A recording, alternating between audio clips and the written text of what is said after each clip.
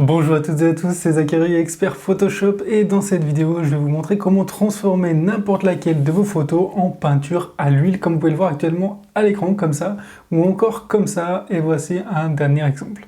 Et du coup, c'est très simple à réaliser, ça se fait en un clic, et on va utiliser un plugin, une action qui se trouve dans la description de la vidéo. Vous pouvez cliquer dessus, vous allez tomber sur cette page-là, et vous allez pouvoir l'acheter et la télécharger pour 17 $ américains, soit l'équivalent de 15,16 €.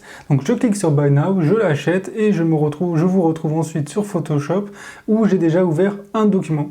Donc cette image-là, c'est celle qu'on va transformer. Donc très simple à utiliser. La première des choses à faire, ça va être de sélectionner l'outil rectangle, de sélectionner l'entièreté de ma photo. Très bien. De sélectionner donc n'importe quelle couleur, peu importe la couleur du rectangle, et on va le renommer par brush, B-R-U-S-H. C'est très important de l'appeler comme ça et pas autrement pour que l'action puisse le retrouver. Donc une fois fait, on va dans Window, puis Actions, et ici on va tout simplement sélectionner le répertoire qui s'appelle Oil Paint. Je l'ouvre et je sélectionne le premier dossier qui s'appelle aussi Oil Paint. Une fois fait, je peux cliquer sur le bouton Play et je laisse maintenant l'ordinateur travailler.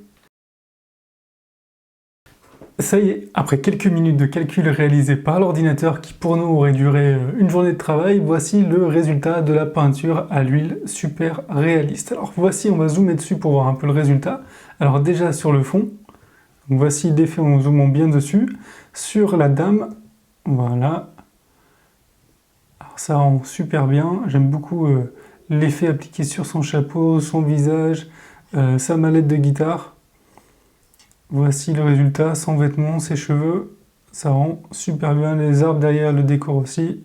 Je valide ce plugin. Et bien sûr, dans la partie de droite, et bien ici on peut voir l'effet avant-après. Et donc voici, voilà. Et on va pouvoir modifier ce qu'on veut encore une fois à l'intérieur si on souhaite ajouter, modifier quelques petits détails. Voici tous les petits fichiers construits par l'action. Donc voilà, si ce petit tutoriel vous a été utile, merci de lâcher un petit like et de vous abonner à la chaîne. N'hésitez pas aussi à télécharger l'action, c'est dans la description comme toujours, et je vous dis à très vite pour de nouvelles trouvailles.